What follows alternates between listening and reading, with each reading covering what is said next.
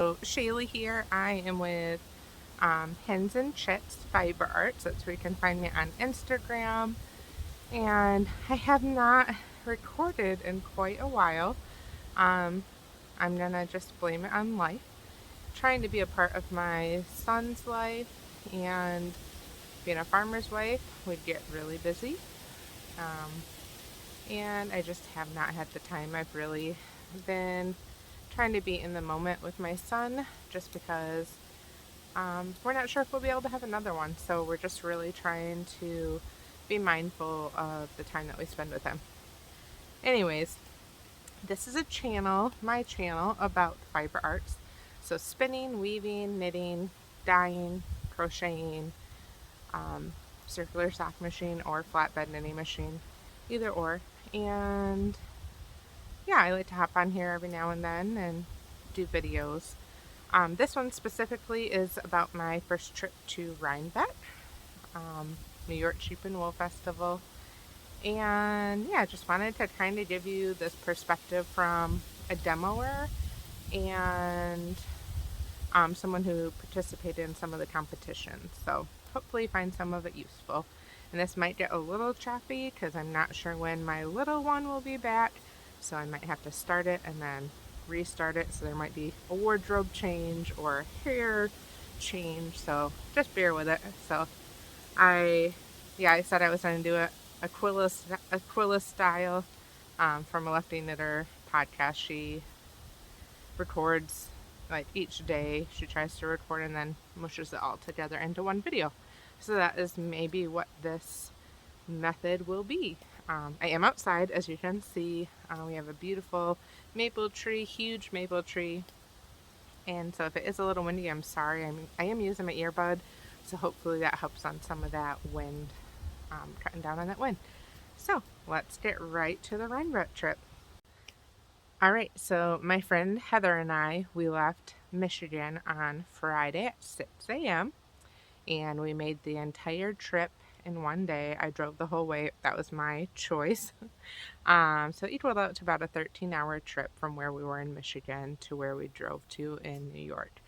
10 out of 10 would not recommend making the entire trip in one day if you're coming from Michigan. We did break it up into 2 trips on the way home, and that worked out a whole lot better. The drive there was very much uneventful, and I contribute that to people who were praying for us for a safe trip. All the accidents were on the other side of the highway. We did not see one deer run out in front of us, and being from Michigan, that seems quite odd because we have a lot of deer in our state, it seems like. And then backups, I don't think we had hardly any backups going to New York. We had a deadline too. We had to be to our cabin before 9 p.m. and we got there right at 8:30 p.m. So I think that was kind of stressful for me. Like, I knew I had a deadline to meet, but we made it fine. We got checked into our cabin. Yeah, all was good. So then Saturday, we got up and we went to the festival, and I was demoing my sock machine from 9 to noon on Saturday.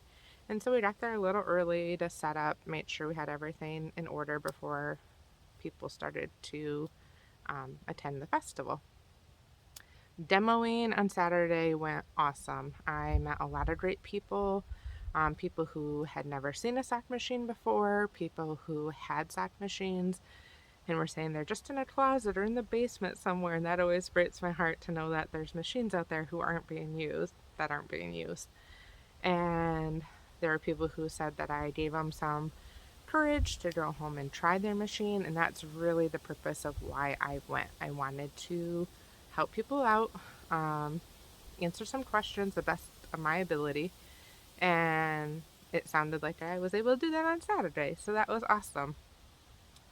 I'm trying to think what else about the demoing. I was the only one demoing. Um, if you have a sock machine and you've never demoed before, I would say my first time demoing, I was scared to death. Each time that I've demoed since, it's gotten better.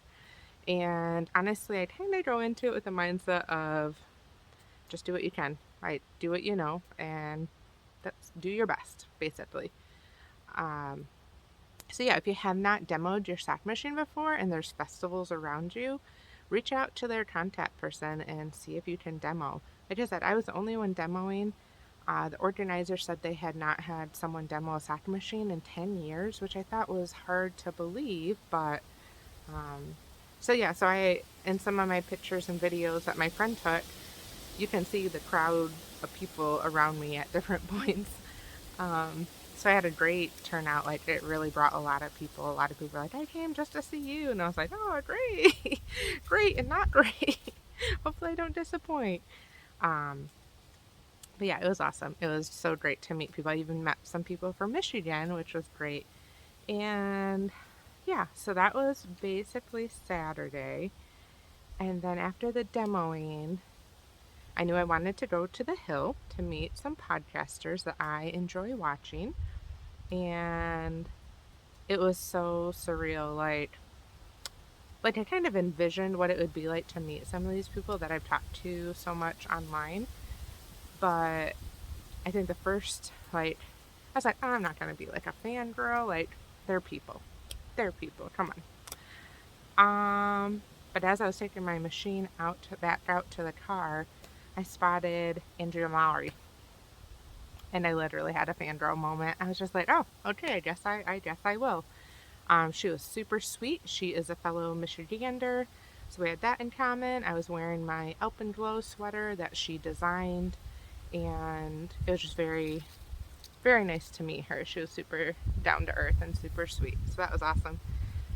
So I took the machine out to the car, headed to the Hill, and that was when I was like, oh my gosh, there's so and so, there's so and so, there's so and so. Oh my gosh, there's so and so.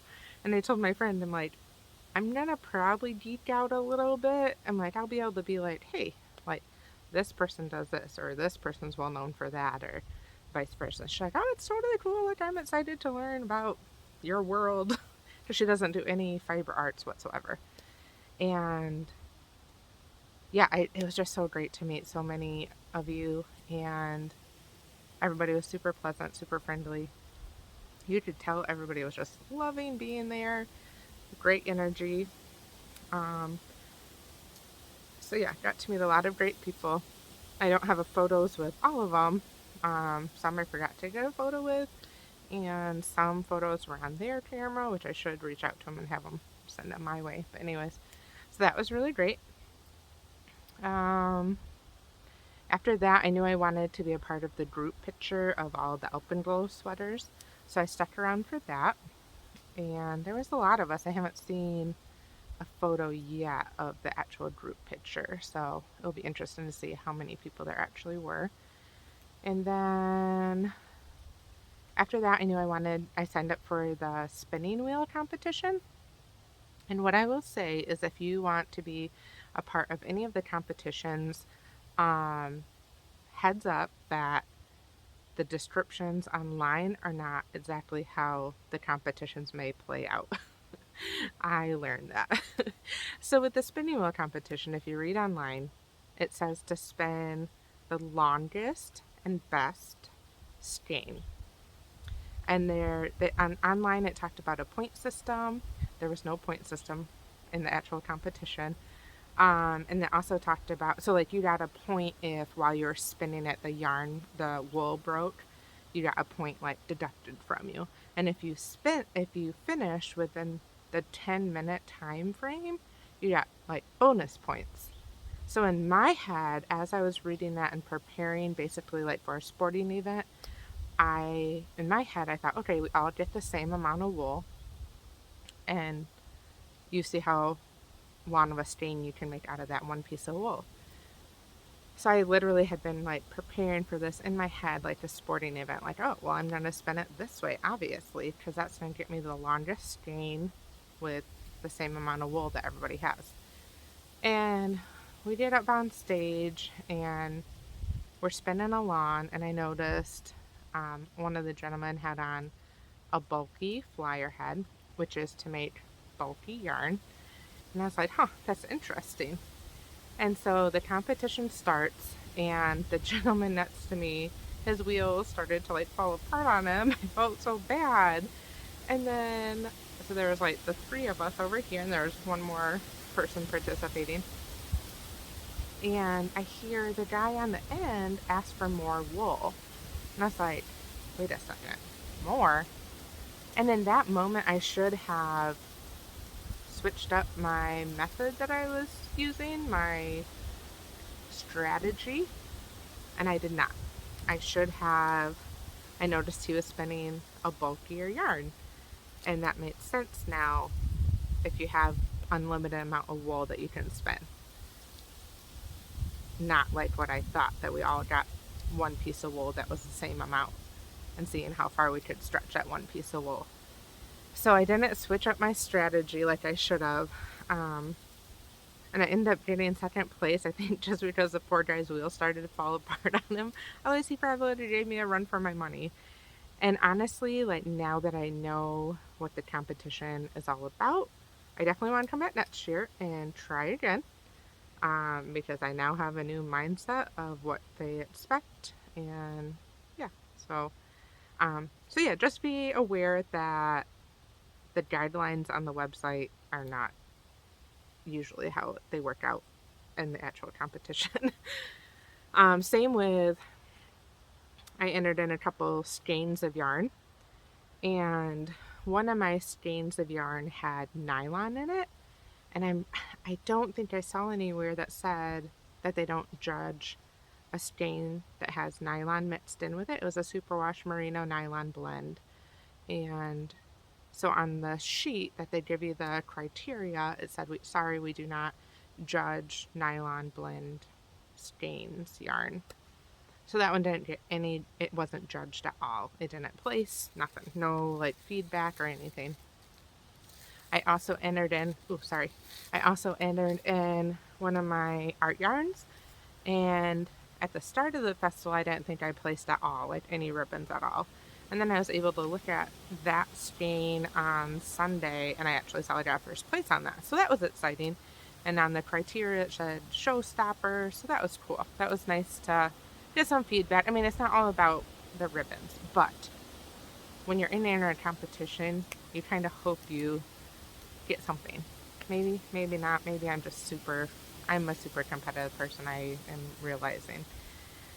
So anyways, again, with the competitions, I'm pretty sure I read over the online thing like again and again and again, just to make sure I had my ducks in a row and not missing anything, because you can get eliminated for not having a certain criteria on there that they asked for. So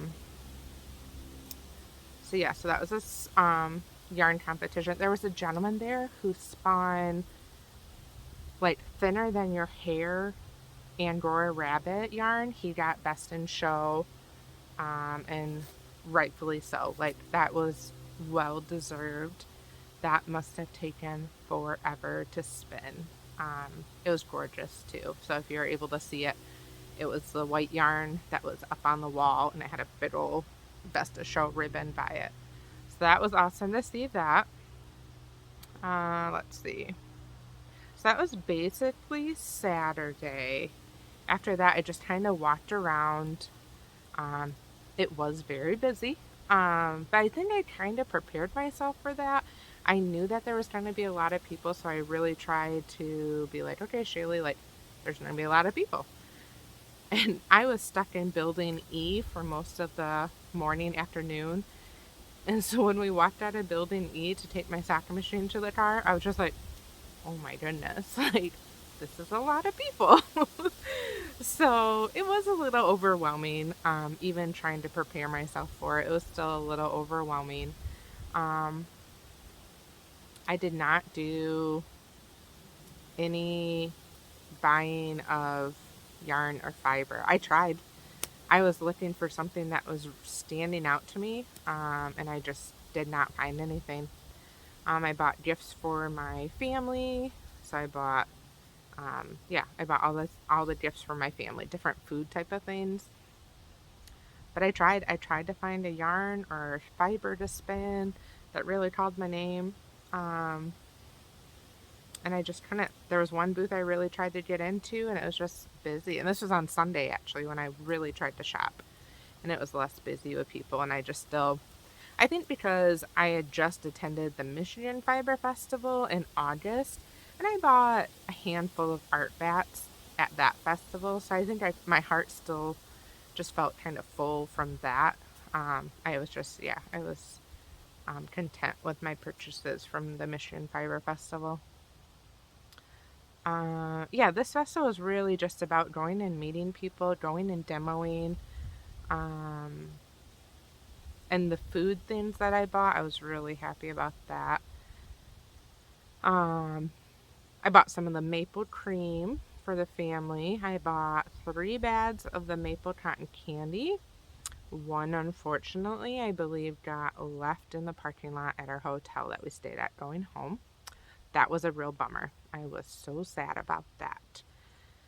What else did I buy? I bought some honey sticks for my son and my nephews, and I bought some dog treats, and I think that was about it for food.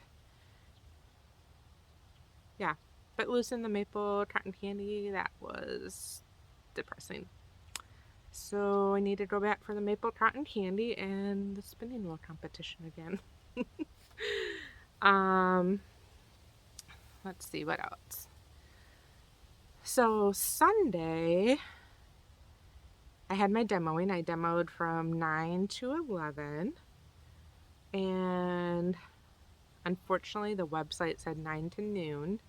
And I did email the organizer about that just to make sure that got changed so there was no confusion with people showing up at 11 thinking I was still going for another hour.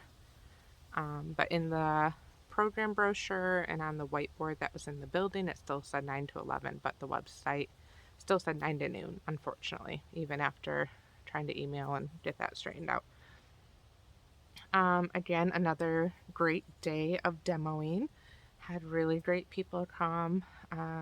I talked with one girl in New York who's interested in a machine, so hopefully we're gonna touch base on that and get her hooked up. I have some that I am refurbishing and I resell. And then I talked with another girl. She said, "Oh, I have a machine just like yours." And I brought my Earlbacher Speedster, the one that I was able to get off eBay last Christmas around my birthday last year. She said, "Oh, I have one just like that, a new one, a red one."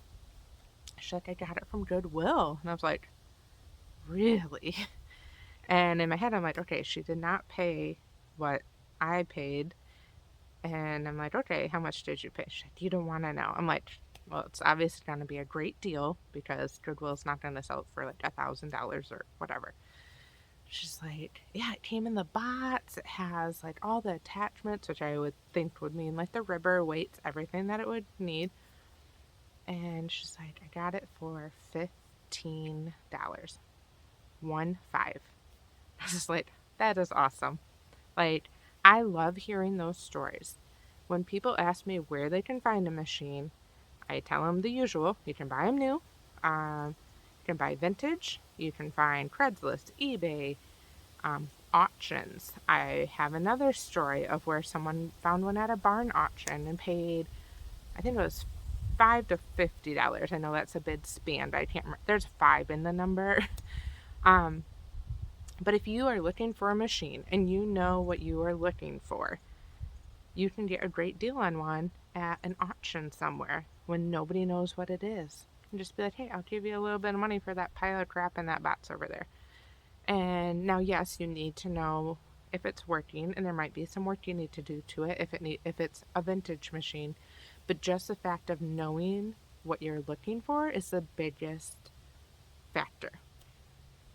Um, because if I didn't know what sock machines were, and I saw one at an auction right now, I wouldn't know what it was. I wouldn't know the value of it. I wouldn't know what it did. Like, I'd be like, "Oh, that's interesting." But like, I probably wouldn't think twice about it, you know? So just knowing what you're looking for if you're in the market for a sock machine is huge because you can probably find one at an auction somewhere, a barn auction, whatever. So that was neat to hear her story. And I'm like, "Oh, you got to get it up and working and running." And then, yeah, so I had a great day of demos. Except at the end, I did have one couple that was not happy that I was packing up. Um, and I think I actually ended up crying. But I think that was contributed to the life events that had just recently gone in my life. And that this couple kind of wasn't taking no for an answer. And I was just frustrated that I had started crying in front of them. I didn't know who they were, but they just kept kind of pushing. And yeah, it was unfortunate, but the rest of the people were amazing. So let's see. Um, yeah, so then I just went and shopped, looked around at the festival the rest of the time Sunday until it was time to pick up my skeins of yarn. And yeah, I can't really think of anything else. My friend and I were making a list of what we would do, what we wouldn't do for the next trip. Um, so again, it was not doing it in one day, break it into 2 days, going there and back. And I can't think of some of the other things we said, but I had an amazing time. I wish I could have recorded this sooner because I was definitely on a high afterwards of just meeting like-minded people that share in the love of the fiber arts and wool and all that um, contains. So I did forget to say this is the shift towel. Mm-hmm. By Andrea Mallory. It is all my own hand spun, and I will definitely be making more of these. I actually have probably enough yarn left over from these colors to make another one. So that will be happening. Got lots of compliments on it. My mom loves it, so maybe I'll do one for her. So great pattern. I love that Andrea really speaks to spinners. Like her patterns just are really great for using hand spun yarn. So that's awesome. I'm looking forward to making a lot of her other patterns with my hand spun yarn. Um, yeah, I think that is about it for my Rhinebeck recap. Oh, no, I did just remember one thing. So I don't have a lot of B reel footage, but if you are on YouTube and just type in Rhinebeck 2022, there are so many podcasters out there that got a lot of B reel footage and a lot of other footage. I really don't have much footage because A, I was driving the whole time, or B, I was demoing, C, I was just overtaken by the whole atmosphere and being in the moment. And go check out the other podcasters. They all have great content about the festival. What I will say, and just kind of put this out here to think about, and actually, Knitting Natty actually got my wheels turning with it because she had mentioned the accessibility of the hill. And I thought about that and I was like, holy crap, yes, like my background is in recreational therapy. So my previous job pre-COVID was working with brain injury and spinal cord injury patients. And it was my job to do community reintegration. So say somebody was in a car accident, they were not in a wheelchair before, now they're in a wheelchair. It was my job to take them out in the community and see how they did like venturing into the community in different avenues. So going to a movie, going to a gas station, going shopping at the mall, and seeing how they're going to handle different barriers in those settings. And when Knitting Natty brought that up about the hill being accessible, it did break my heart because I was like, oh my gosh, yeah, like here, and I'm not trying to make anybody feel bad at all, but I'm like, here we are, and I'm saying myself included, up on the hill, and like, I don't know. I don't know how we change that to make it more accessible for people in wheelchairs, people with wheelchairs. I don't know. It's something to think about. Because even being in that festival with all the people, Like, I'm sure it was horrible to try and get around with a wheelchair. I'm also curious why the festival doesn't start on Friday. Why it's not, and I understand there were other events happening on Friday, like pre-game events type of thing. But why doesn't the festival go Friday, Saturday, Sunday? Like, I feel like that might disperse the crowds, maybe. Um, or why can't we do early hours for people that have wheelchairs or elderly, kind of like what we were doing in COVID? These are just thoughts that I've been thinking about. I don't know.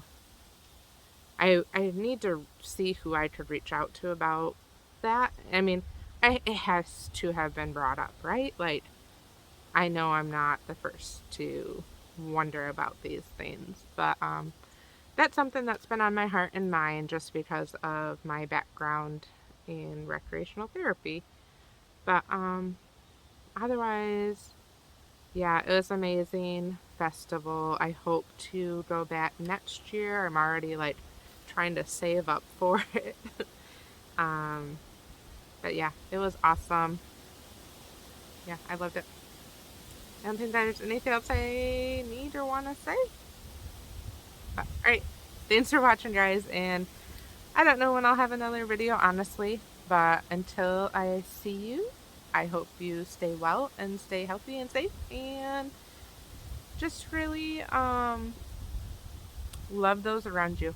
Life is short and we just never know when our last day will be. So just love those around you and love yourself. And I will talk to you hopefully soon. All right, bye. Okay, I did forget something and I knew I would. Um, no offense to anybody else, but my favorite stitch marker I got. I'm at Fiber Hustle behind the barn. There. That might be backwards. I don't know. And then there was also a lovely lady. She was looking for yarn designers to use her yarn, and I was like, I'm not a designer. And she's like, oh, you can have one too. So I know I said I did not buy any yarn, but I did go home with some yarn. I got some from this company,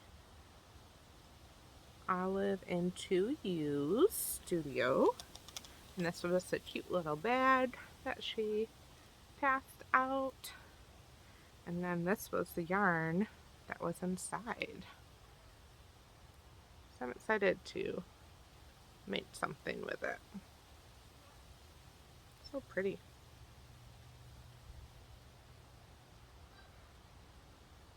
So yeah, so I did come home with some yarn, even though I didn't buy any. So I did forget one more thing. Um, Shout out to Liz and Leanne from Arrow Acres Cocktail Hour at the Coop. They did come up and say hi to me while I was demoing Saturday, and that meant the world to me. They are super sweet, and it was so great to meet them in person. All right, thanks. Bye.